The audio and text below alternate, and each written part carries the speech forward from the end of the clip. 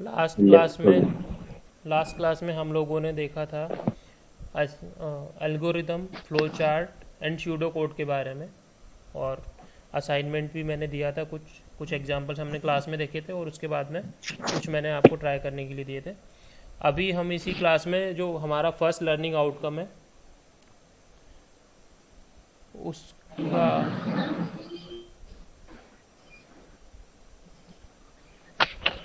आगे का टॉपिक जो है होता है मेन किसी भी प्रोग्रामिंग लैंग्वेज में basic assembler, compiler and interpreter के बारे में देखते हैं हम। ठीक है, थोड़ा सा शायद तुम्हें बेसिक पता है, फिर यस। भी एक बार देख लेते हैं। तो इस लेक्चर में हम लोग कवर करेंगे असेंबलर, कंपाइलर एंड इंटरप्रेटर के बारे में, क्या होते हैं तीनों चीज़ें। सबसे फर्स्ट असेंबलर। जी सर। देखो, असेंबलर क्या होता है। तुमने माइक्रो प्रोसेसर पढ़ा होगा लास्ट सेमेस्टर, अच्छा सॉरी तुम लोग फर्स्ट ईयर से आ रहे हो तो तुमने नहीं पढ़ा होगा। एक असेंबली लैंग्वेज होती है, ठीक है। इस बार शायद micro processor, micro controller, micro processor and micro controller subject है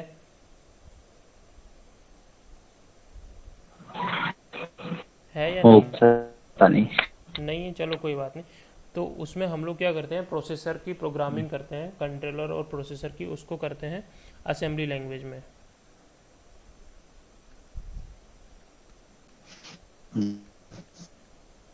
और पुराने जो हमारे सिस्टम्स, कंप्यूटर्स वगैरह हुआ करते थे, उनको भी असेंबली लैंग्वेज में प्रोग्राम किया जाता था। देखो, एक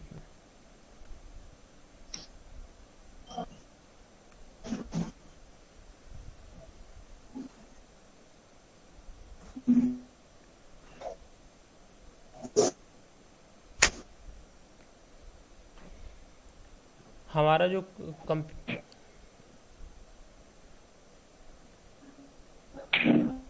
हमारी जो कंप्यूटर मशीन होती है, ठीक है, वो क्या समझती है, मशीन लैंग्वेज। जी सर।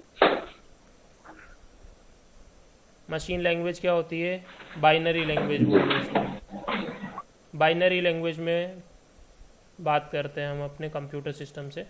बाइनरी लैंग्वेज क्या होता है, zero one one, zero zero one one one. अभी तुम लोग डिजिटल इलेक्ट्रॉनिक्स में पढ़ रहे होगे, थोड़ा सा बताया होगा सर ने, जैसे वन को क्या लिखते हैं, सर जीरो वन। टू को लिखते हैं वन जीरो। नहीं बताया, चलो कोई नहीं, बताएंगे आगे। तो जो भी हमारे कंप्यूटर सिस्टम्स हैं और मशीन्स हैं, वो सब बाइनरी लैंग्वेज में वर्क करती हैं, जिसको मशीन लैंग्वेज बोलते हैं, ठीक है। तो पहले क्या होता था, काफ़ी पहले जो हमारी मशीन्स थी, वो उनसे बात करने के लिए या उनमें हमें कोई भी काम करने के लिए इसी बाइनरी लैंग्वेज में टाइप करना पड़ता था। मशीन लैंग्वेज में ही टाइप करके कोई भी प्रॉब्लम सॉल्व करवानी रहती थी,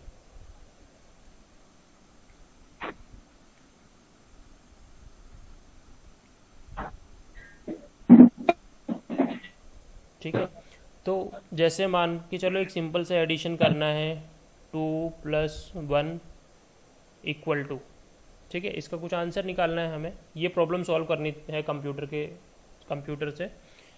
तो पहले क्या करना पड़ता था कि हर एक चीज़ का, जैसे 2 का मशीन कोड क्या होगा, प्लस का मशीन कोड क्या होगा, 1 का मशीन कोड क्या होगा, इक्वल का मशीन कोड क्या होगा, ये सब हमें टाइप करना पड़ता था। उसके बाद में फिर आंसर जो मिलता था वो भी मशीन कोड में मिलता था, समझ रहे हो। जैसे मान लो 2 का हम कुछ भी मान लेते हैं कोड, 1 1 0 1 1 0 1 1 1 1, ये कोई भी मैंने एग्जांपल ले लिया, ये सही नहीं है, जस्ट फॉर द सेक, ठीक है। ये 2 का है मान लो, फिर उसके बाद में प्लस का बाइनरी कोड लिखना पड़ेगा, 0 0 1 0 1 1 0, ठीक है।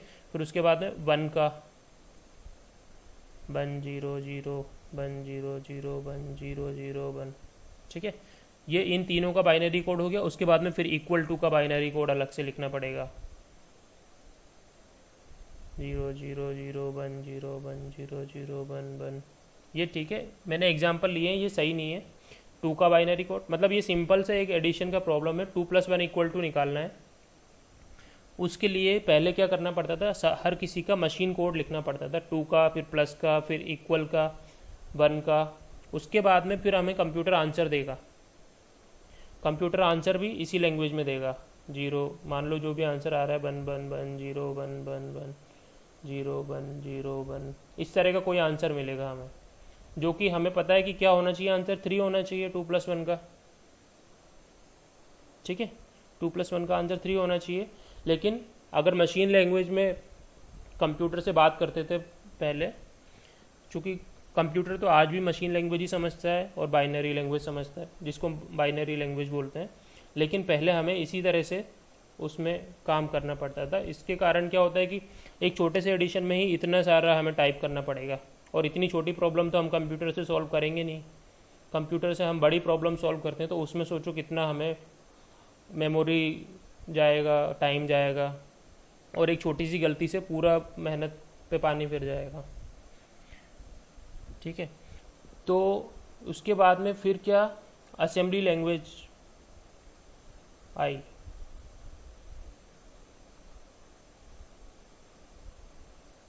Assembly language I. Assembly language क्या करती है, समझ में आ रहा है सब लोगों को?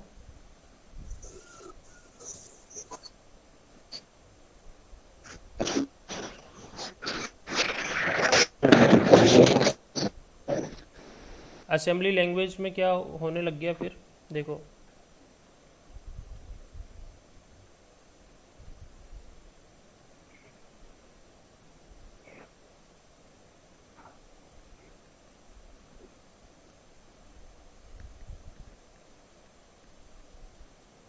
असेंबली लैंग्वेज में इस तरह से प्रॉब्लम, मतलब अलग अलग उसके लिए कीवर्ड्स यूज करने लग गए। मतलब हर चीज़ को डिफाइन करके एक सिंपल लैंग्वेज में, जैसे 2 + 1 करना है हमें, तो उसके लिए प्लस को 2 ऐड 1 इक्वल, इस तरह से लिखा जाएगा उसमें प्रोग्राम को। इससे हमको आंसर मिल जाएगा 3। ठीक है, 2 के लिए 2, फिर प्लस के लिए ऐड नाम का एक कमांड हो गया, एक वो हो गया स्टेटमेंट, 1 को 1 और इक्वल को इस तरह से। तो इससे क्या हुआ, अब हमें कम से कम बाइनरी तो टाइप नहीं करना पड़ रहा, ये हमारे लिए एक ईजी पड़ गया। मतलब अब कम स्पेस में हम अपना काम कर सकते हैं। असेंबली लैंग्वेज में इस तरह के यूज़ किए जाते हैं कमांड्स, जैसे एडिशन के लिए ऐड, सब्सट्रैक्शन के लिए SUB सब, डिवाइड के लिए DIV, मल्टीप्लाई के लिए MUL, उसी तरह से जंप के लिए JMP, इस तरह के स्टेटमेंट्स, मूव के लिए MOV, मूव करना है तो इस तरह के कमांड्स यूज करने लग गए हम असेंबली लैंग्वेज में, ताकि हमें कम प्रोग्रामिंग, मतलब कम स्पेस में और कम टाइम में हम अपने आंसर्स निकाल सकें। ठीक है, अभी भी कंप्यूटर तो लेकिन वही समझेगा मशीन लैंग्वेज।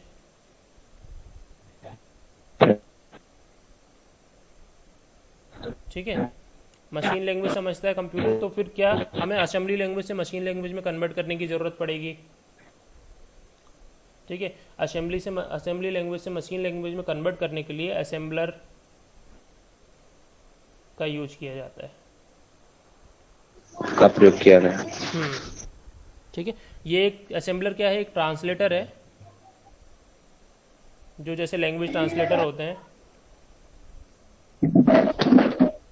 ट्रांसलेटर क्या कर रहा है, ये असेंबली लैंग्वेज प्रोग्राम को मशीन लैंग्वेज में कन्वर्ट कर रहा है, जिसको कंप्यूटर समझ पा रहा है। कंप्यूटर तो अभी भी वही 0 1 1 0 समझता है। ठीक है, तो ये मशीन लैंग्वेज में कन्वर्ट हो गया। अब कंप्यूटर को समझ में आ गई ये प्रॉब्लम जो हमने दी है उसे, वो उसका आंसर निकालेगा और फिर वो वापस से असेंबली लैंग्वेज में हमको आंसर मिल जाएगा उसका, 2 + 1 = 3। समझ में आया? असेंबलर क्या होता है? सबसे पहला असेंबलर होता है असेंबली लैंग्वेज को मशीन लैंग्वेज में कन्वर्ट करने के लिए असेंबलर का यूज किया जाता है, जो कि एक ट्रांसलेटर है, assembly language to machine language और मशीन टू असेंबली। समझ में आ गया? जी सर। ठीक है, आ गया सर। हाँ, अब उसके बाद में देखते हैं अपना interpreter and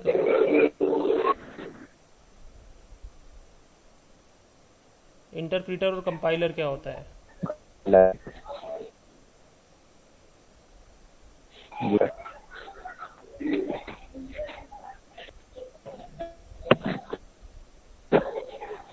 interpreter and compiler,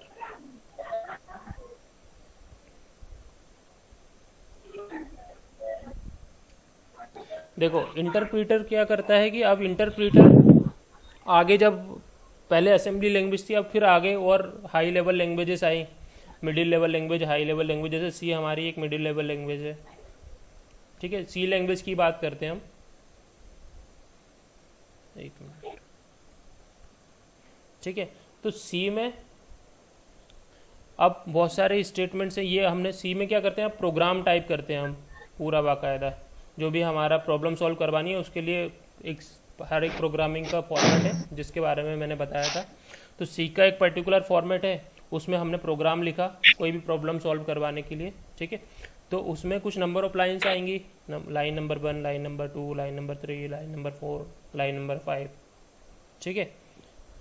और अब ये हमने प्रोग्राम तो लिख दिया, लेकिन कंप्यूटर को कैसे समझाएं। कंप्यूटर को तो वही मशीन लैंग्वेज चाहिए, ठीक है। तो जी सर। अब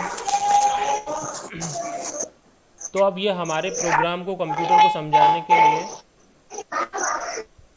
ये आवाज़ क्या आ रही है, तुम अपना म्यूट कर लो प्लीज़।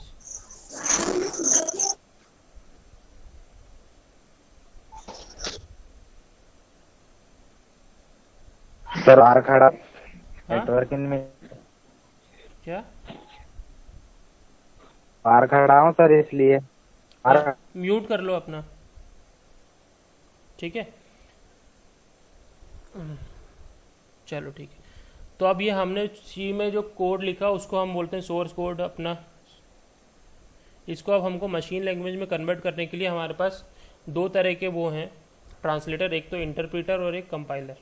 इंटरप्रीटर क्या करता है, ये जो हमने प्रोग्राम दिया तो ये इंटरप्रीटर उसको रीड करेगा लाइन बाय लाइन।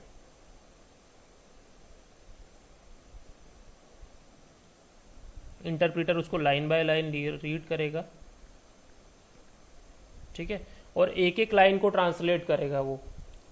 अब इसमें क्या होगा, उसने पहली लाइन को रीड किया, उसको ट्रांसलेट, उसमें चेक किया कोई एरर तो नहीं है, उसको ट्रांसलेट किया मशीन लैंग्वेज में। फिर दूसरी लाइन को रीड करेगा, उसको चेक करेगा उसमें कोई एरर तो नहीं है, उसको मशीन लैंग्वेज में कन्वर्ट करेगा। उसी तरह से फिर तीसरी लाइन को, फिर चौथी लाइन को, फिर पांचवी लाइन को, इस तरह से स्टेप बाय स्टेप करके वो प्रोग्राम को रीड करेगा और मशीन लैंग्वेज में एक एक स्टेप बाय कन्वर्ट करेगा। अगर बीच में कहीं पे भी एरर आई किसी भी लाइन पे तो वो टर्मिनेट कर देगा उस प्रोसेस को और हमें एरर शो कर देगा, ठीक है। स्टेप बाय स्टेप ये हमारा ट्रांसलेट करेगा। और वहीं पे अगर कंपाइलर है तो कंपाइलर क्या करेगा, ये कोई प्रोग्राम है जिसमें सब लाइन है, इसको हमने कंपाइल किया,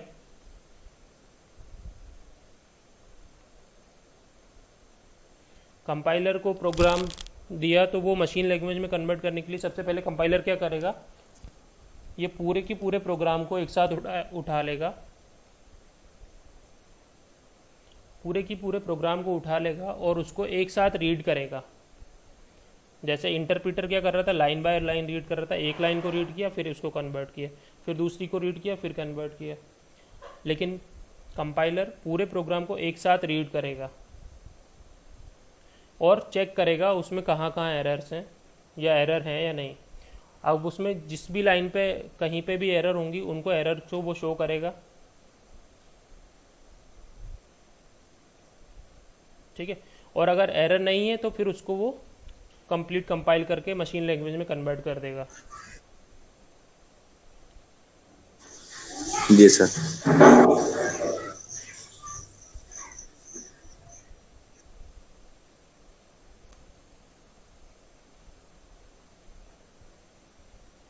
तो दोनों में डिफरेंस समझ में आया, इंटरप्रीटर एंड कंपाइलर में क्या डिफरेंस होता है। जी सर। क्या होता है? सर ये एक एक वर्ड को ले रहा था सर, वो ये पूरी लाइन को लेके उसको कॉन्सेप्ट नहीं क्लियर कर नहीं रहा है नहीं, सर। एक एक वर्ड को नहीं, एक कंपाइलर। एक लाइन को रीड करता है फिर उसको कंपाइल करता है। नहीं सर, एक एक वर्ड को तो कर रहा है। हाँ, देखो यहाँ एक पे एक सी, वर्ड को तो सर ये इंटरप्रेटर कर रहा है। एक एक वर्ड को नहीं, एक एक लाइन को कर रहा है इंटरप्रेटर। और कंपाइलर पूरे प्रोग्राम को एक साथ, सारी लाइनों को एक साथ कर रहा है, जितनी भी लाइनें उसमें, जैसे 1 से लेकर 5 तक हैं, उस पूरे अच्छा प्रोग्राम सर। को एक साथ वो कंपाइल करेगा। और इंटरप्रेटर एक एक लाइन को रीड करके कंपाइल करेगा, ठीक है, या ट्रांसलेट करेगा, दूसरी भाषा में बोल लो। जी। जी सर। तो ये तीनों चीज़ों में डिफरेंस हो गया। Assembler, yes. ठीक है, असेंबलर क्या करता है, असेंबली लैंग्वेज को मशीन लैंग्वेज में कन्वर्ट करेगा, और उस ट्रांसलेटर यस जो जी यूज़ सर। करते हैं उसको असेंबलर बोलते हैं। फिर इंटरप्रेटर और कंपाइलर, जी सर। इंटरप्रेटर जो हम प्रोग्राम्स लिखते हैं सी में, सी प्लस प्लस में, जावा में, किसी में भी, तो इंटरप्रेटर क्या करेगा, उसको 1 बाय 1, एक एक लाइन बाय कंपाइल करेगा। और कंपाइलर एक साथ पूरे प्रोग्राम को कंपाइल करेगा, उसमें कहीं अगर एरर्स हैं तो उनको शो डिस्प्ले करेगा, और अगर एरर्स नहीं है तो उसको कंपाइल करके मशीन लैंग्वेज में कन्वर्ट कर देगा। जी सर। एक बार प्रोग्राम हमारा कन्वर्ट हो जाएगा तो फिर हम उसको रन कर सकते हैं और आप आउटपुट डिस्प्ले कर सकते हैं, ठीक है। तो ये यस है। सर।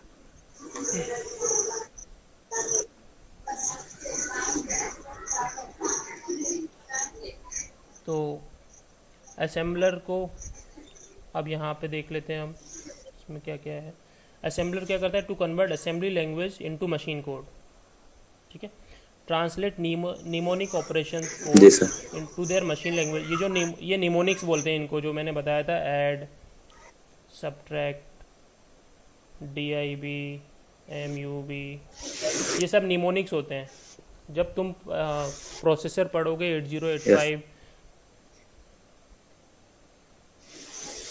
तो उनकी प्रोग्रामिंग अभी भी असेंबली लैंग्वेज में ही की जाती है।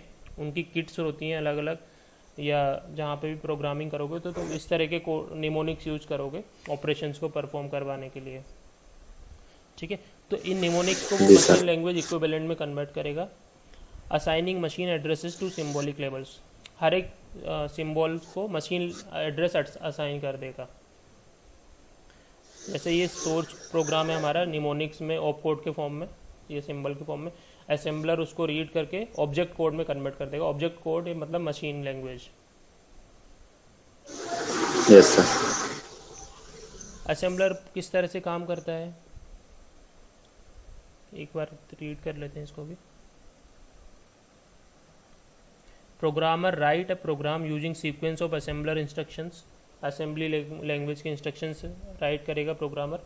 This sequence of assembler instructions is known as source code और source program, then specified to the assembler program when that program is started, ठीक है। ये सीक्वेंस जो इंस्ट्रक्शंस का है उसको सोर्स कोड बोलते हैं या सोर्स प्रोग्राम, और फिर इसको असेंबलर को हम असाइन कर देंगे जब प्रोग्राम स्टार्ट होगा। It translates a source code into machine language, machine language में कन्वर्ट करेगा उसको। फिर output of assembler is called the object code और ऑब्जेक्ट प्रोग्राम। असेंबलर प्रोग्राम का जो आउटपुट आएगा उसको ऑब्जेक्ट कोड बोलेंगे या ऑब्जेक्ट प्रोग्राम। नेक्स्ट है कंपाइलर। जैसा कि अभी हमने देखा वही सेम है। Compiler a program that changes source code, high level language की बात कर रहे हैं यहाँ पे, हाई लेवल लैंग्वेज के सोर्स कोड को ऑब्जेक्ट कोड में कन्वर्ट करेगा, which can be executed by machine. Compiler क्या करेगा, सोर्स कोड को ऑब्जेक्ट कोड में कन्वर्ट करेगा जो कि मशीन के द्वारा एग्जीक्यूट किया जा सके, मतलब मशीन लैंग्वेज में कन्वर्ट करेगा सिंपली, और मशीन उसको एग्जीक्यूट कर सकेगी। कंपाइलर सिंटेक्स चेक करेगा प्रोग्राम का, और checks at the time all the program, at a time all the program, पूरे प्रोग्राम को एक साथ चेक करेगा।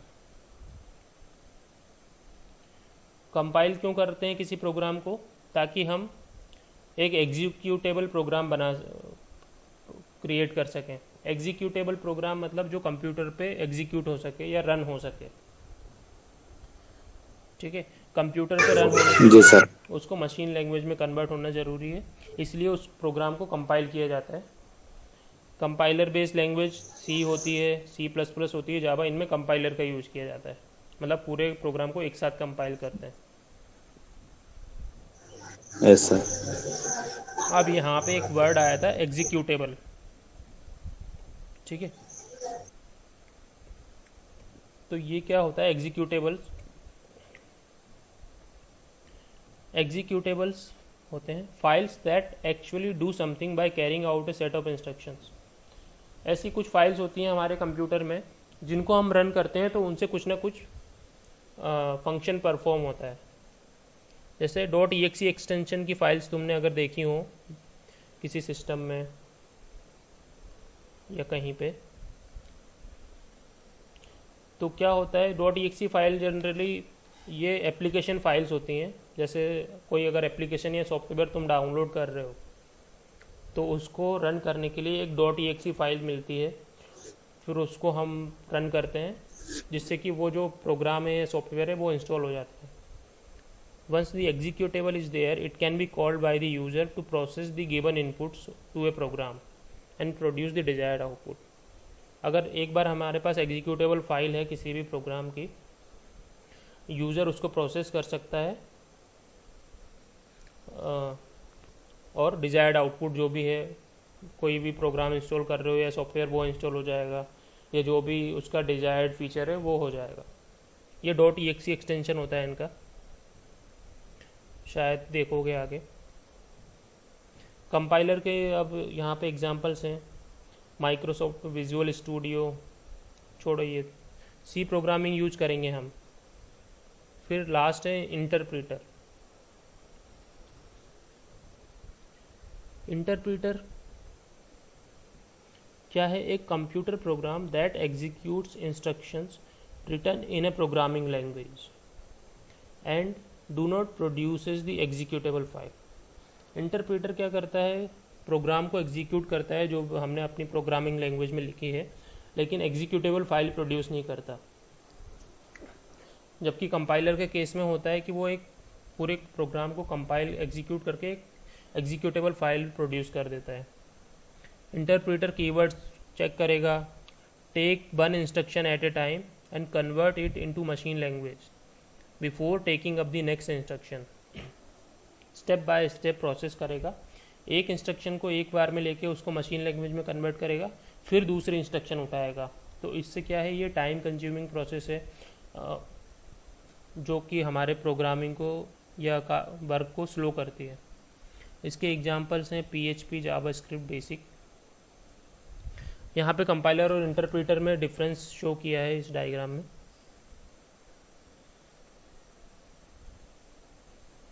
देखो ये ऊपर वाला सेक्शन है, ये इंटरप्रीटर का है और ये कंपाइलर का। सोर्स कोड है हमारे पास। सोर्स कोड क्या है? जो कोड हमने लिखा है प्रोग्राम।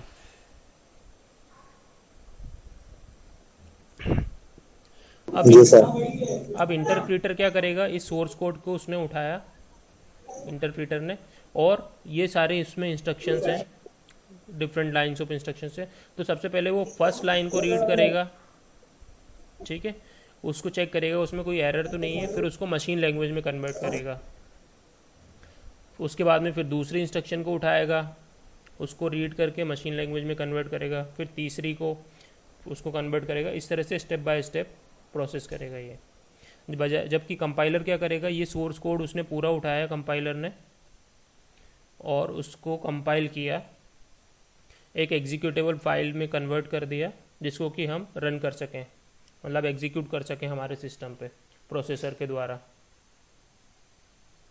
ठीक है। प्रोसेसर बेसिकली क्या है? कंप्यूटर का प्रोसेसर है जो कि इन दी एंड उस प्रोग्राम को रन करके आउटपुट देगा हमें,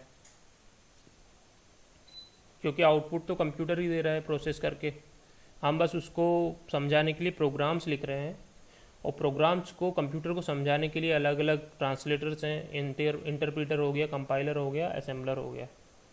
प्रोग्रामिंग लैंग्वेज के ऊपर डिपेंड करता है कि कौन सा उसमें यूज करेंगे ट्रांसलेटर। जैसे हम सी लैंग्वेज में पढ़ेंगे तो हम फोकस करेंगे कंपाइलर पे। सी लैंग्वेज में वो पूरे प्रोग्राम को एक साथ कंपाइल करेगा, उसमें अगर कोई एरर्स होंगी तो वो हमें शो कर देगा स्क्रीन पे, और अगर एरर नहीं है तो वो सक्सेसफुली कंपाइल हो जाएगा और एक एग्जीक्यूटेबल फाइल हमें मिल जाएगी जिसको हम रन कर सकते हैं और हमारा डिज़ायर्ड आउटपुट हमें मिल जाएगा। ये बेसिक डिफरेंस है इनमें, ठीक है।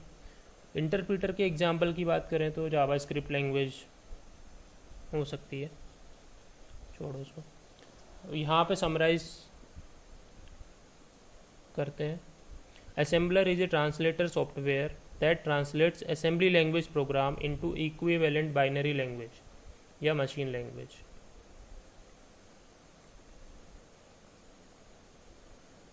ठीक है। वहीं पे compiler converts the high level source program into machine readable form.